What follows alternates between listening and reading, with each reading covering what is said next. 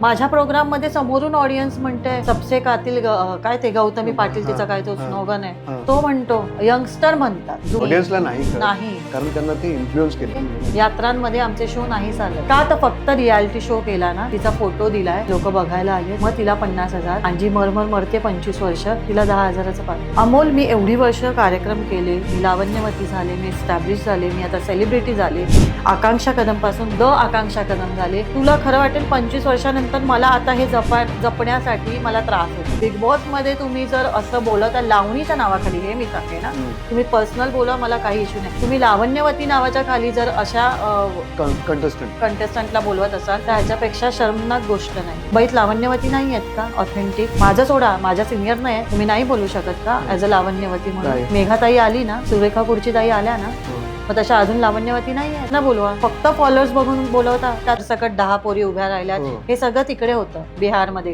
ट्रकवर उभ्या राहतात त्या भोजपुरी डान्सर्स त्या उभ्या राहतात मग ते त्यांचं कल्चर तिकडे राहतं. तुम्ही मुंबईत कशाला आणता आपल्या महाराष्ट्रात कशाला आणता हे कल्चर? तुम्ही बोलवलं ना तुम्ही मान सन्मानाने बोलवलं. मी प्रत्येक वर्षी लाख रुपये वाढवून बिदागी देता आणि आम्हाला 5,000 रुपये देताना तुमचं पाकिट जड होतं.